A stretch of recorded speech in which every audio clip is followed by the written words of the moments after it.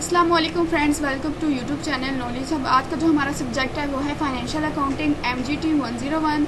Lecture हमारा bank reconciliation statement, lecture number 23। हमारा YouTube channel आपने लोगों ने सबसे पहले सब्सक्राइब करना है, then you have to press bell button. So lecture हम लोग स्टार्ट करने लगे हैं। हमारा जो बैंक रिकॉन्सिलिएशन को स्टेटमेंट को आज हम लोग समझेंगे, उसको डिस्कस करेंगे। ये क्या होता है, ये इसमें कौन सी बुक यूज़ होती है, इसका पर्पज़ क्या है, हाउ टू प्रिपेयर, यानी कि हाउ टू प्रिपेयर, इसको प्रिपेयर कैसे किया जाता है। फर्स्ट ऑफ ऑल हम लोग समझेंगे कैश बुक या बैंक बुक होती क्या है। ये एक ऐसा लेजर अकाउंट है जिसमें जो पेमेंट है और रिसीप्ट है वो रिकॉर्ड की जाती है, जबकि cash book 3 important column are debit side and credit side, date is cash column, bank column and discount column. Cash book में 3 कॉलम होते हैं, जिसमें कैश कॉलम होता है, बैंक कॉलम होता है और डिस्काउंट कॉलम होता है। As the cash book contain a bank column, so it may also be referred as bank book which is called bank column of cash book. बाज़ companies होती है कि अपनी एक अलहदा कैश बुक मेंटेन करती है, उसमें इनका जो होता है कैश कॉलम और बैंक कॉलम और डिस्काउंट कॉलम होता है, जबकि जो कुछ ऑर्गेनाइजेशन ऐसी होती है, को रेफर करती है कि वो बैंक बुक में ही बैंक कॉलम अपना मेंटेन करती है। Cash book is prepared by the dispositor, also called dispositor. Bank book cash prepare है जो वो डिस्पोजिटर की तरफ से प्रिपेयर की जाती है, सिर्फ डिस्पोजिटर बुक भी कहते हैं। जो डिपोजिटर जब हमारा क्या करता है, विड्रॉ करता है, तो वो अपनी क्रेडिट साइड पर लिखता है, जबकि वो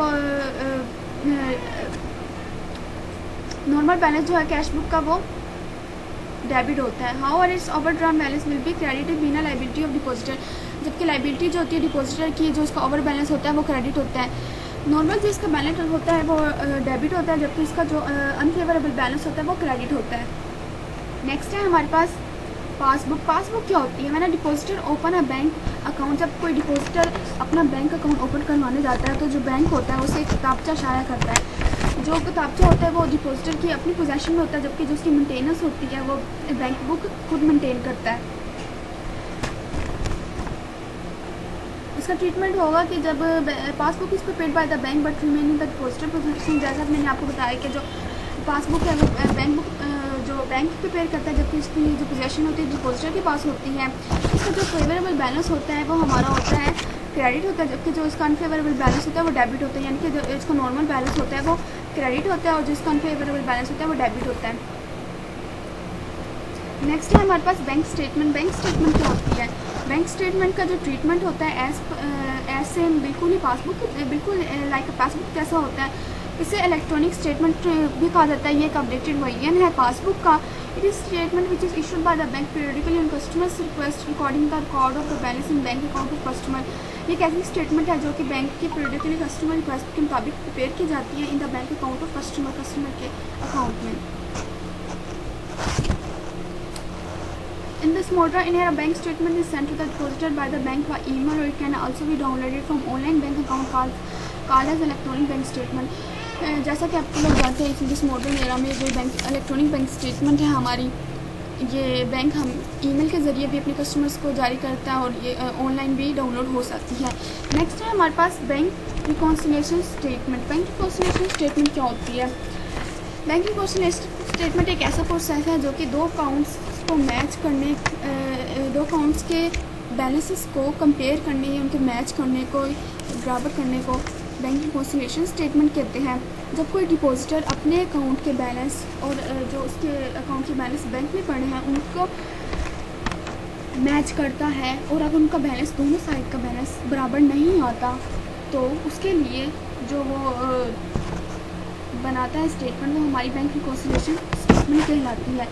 क्योंकि अगर in the process of matching the cash balance entity according records to the corresponding information on bank statement, when the business has its bank account, then depositor or withdraw from business bank account should be recorded in the bank column of the cash account. On the other hand, the bank also recorded the movement of funds in business bank account. If all the recorded entries in bank column of cash book are similar to the recorded entry in the business bank account at the bank, then the balance as per cash book column is same with the balance as per bank's record in the bank account.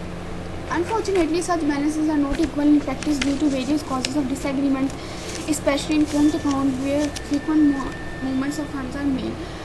बाज़ औक़ात ऐसा होता है कि जो balances होता है, जब बैलेंस एक अकाउंट डिपॉजिटर के अकाउंट का जो बैलेंस है वो बैंक के पास उसका अपना बैलेंस और उसके पास अपना बैलेंस बराबर नहीं होता, क्योंकि कुछ मेन रीज़न आ जाती है, डिसएग्रीमेंट आ जाते हैं, तो उसको मेंटेन करने के लिए जो वो स्टेटमेंट बनाता है वो हमारी बैंक रिकॉन्सिलिएशन स्टेटमेंट कहलाती है।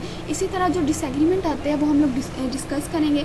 So first of all first disagreement है वो हमारा टाइम डिफरेंस का है। टाइम डिफरेंस ये है कि जो डिपॉजिटर है, जो cheque is issue recorded in credit side of cash book bank mall but not yet presented in bank, no debited in bank. Depositor ने जो चेक जिसको दिया था उसने अभी तक प्रेजेंट नहीं किया, ये टाइम डिफरेंस आ गया। नेक्स्ट जो डिफरेंस है, check deposited recorded in debit side of cash book but not yet credited in bank account. जो रिकॉर्ड करवाना था उसने debit side of cash book but not credited, उसने क्रेडिट नहीं करवाया अभी तक, ये भी टाइम डिफरेंस आ गया है हमारा। इसी तरह on the basis of exception of time difference due to, इसलिए हम लोग जनरल एंट्रीज में इसका इफेक्ट नहीं आएगा, क्योंकि टाइम डिफरेंस है, उसने प्रेजेंट करवाना है ना, उसने अभी तक प्रेजेंट नहीं करवाया ना, तो आया कि वक्त में प्रेजेंट कभी भी करवा देगा। और जो हमारा दूसरा टाइम डिफरेंस था कि cheque deposit recorded in debit side of cash book but not yet credit in bank, उसने अभी तक बैंक को क्रेडिट नहीं किया, आया कि वो वक्त में उसको भी क्रेडिट करवा देगा। सो हम लोग जनरल एंट्रीज का हमारी जो होगी इसका इफेक्ट हमारी बुक्स में नहीं आएगा, ये टाइम डिफरेंस है, टाइम डिफरेंस कवर हो जाएगा। However, these items should be recorded in bank reconciliation statement to make the balance agree between the cash book and bank statement.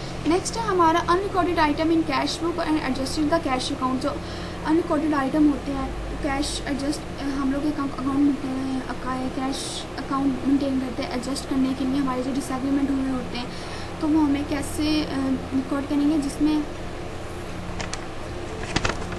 How we can identify causes of disagreement and जब हम लोगों ने वो agreement, हम disagreement की जो causes थी हमें वो पता चल गई है, उसके बाद जो हमें एडजस्ट करना है कैश अकाउंट वो कैसे करेंगे। Cheque issue recorded in cash book but dishonour by the bank due to insufficient bank balance due to any other valid reason. Cheque था वो इशू कर दिया गया लेकिन डिसऑनर नहीं हुआ बैंक की तरफ से, क्योंकि इसके पास बैलेंस नहीं था या कुछ और रीज़न थी। नेक्स्ट है हमारे पास अनरिकॉर्डेड आइटम्स हम लोग पढ़े कैश बुक में। Cheque deposited recorded in cash book but dishonoured by the bank due to any valid reason, like cheque deposit करवा दिया गया कैश बुक में बट अभी तक बैंक की तरफ से वो डिपॉजिट नहीं हुआ, क्योंकि इनकरेक्ट डेट थी, चेक किया कटिंग था, एक्सेट्रा कुछ भी हो सकता है।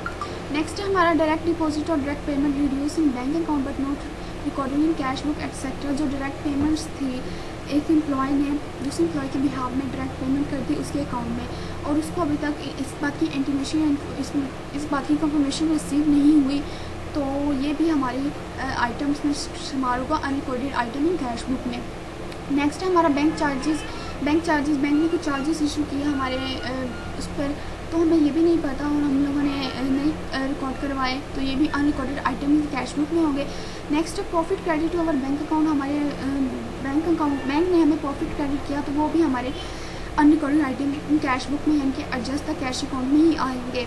नेक्स्ट है हमारे पास एरर्स आ जाती हैं, इनकी गलतियाँ जो हम लोगों ने रोंगली डेबिट हो गया तो credit by the banker in bank's account. Next है wrongly debit credit by the depositor in cash में। ये कुछ एरर्स है जो कि रोंगली हो जाती है, जिसकी वजह से जो आइटम्स हैं वो रोंगली रिकॉर्ड हो जाते हैं। How can we identify the cause of disagreement to see it entries in cash book are needed to be compare with entries made by the bank in business bank account. How can we know the entries held by the bank in business bank account to see it bank statement to be checked? हम लोग bank statement को check करते हैं। To reconcile the disagreement between the balance as per cash book or bank column and bank statement, a statement is to be prepared called as bank reconciliation statement. हम लोगों ने जो disagreement हुई between the balance as per cash book के दरमियान और bank statement के दरमियान जो डिसएग्रीमेंट आई थी या जो वजह जो रीजंस बनी थी, उस स्टेटमेंट को मेंटेन करने के लिए जो हम लोग जो स्टेटमेंट बनाते हैं या उस बैलेंस को एडजस्ट करने के लिए हम लोग जो स्टेटमेंट मेंटेन करते हैं उसे हम क्या कहते हैं, बैंक रिकॉन्सिलिएशन स्टेटमेंट कहा जाता है। ये कुछ टिप्स हैं हमारे पास। जो बैलेंस हमें लोगों को दिया जाता है balance as per cash book, question के स्टार्ट में हम लोगों को जो बैलेंस दिया जाता है मेंशन हुआ फिर balance as per cash book debit, तो वो वहीं से स्टार्ट होगा। नेक्स्ट है favourable balance as per cash book दिया गया तो डेबिट, तो वो भी डेबिट होगा। Debit balance as per cash book वो डेबिट होगा। नेक्स्ट है unfavourable balance as per cash book. Unfavourable जो बैलेंस होता है आपको पता है कैश बुक का जो अनफेवरेबल बैलेंस होता है वो क्रेडिट होता है और overdrawn balance as per cash book वो भी क्रेडिट होता है। Overdraft balance as per cash book mention होगा तो वो क्रेडिट दिया गया हो तो क्रेडिट होगा। Credit as per cash book वो क्रेडिट होगा। नेक्स्ट है हमारे पास balance as per bank statement, जो बैलेंस होता है बैंक स्टेटमेंट का वो क्रेडिट होता है। Favourable balance as per bank statement वो भी क्रेडिट होता है, जबकि credit balance as per bank statement वो भी क्रेडिट होता है। नेक्स्ट है unfavourable balance as per bank statement, जो अनफेवरेबल बैलेंस होता है बैंक स्टेटमेंट को डेफिनेटली डेबिट होगा। Overdrawn balance as per bank statement वो भी डेबिट होगा। Overdraft balance as per bank statement वो भी डेबिट होगा। Debit balance as per bank statement वो भी डेबिट होगा।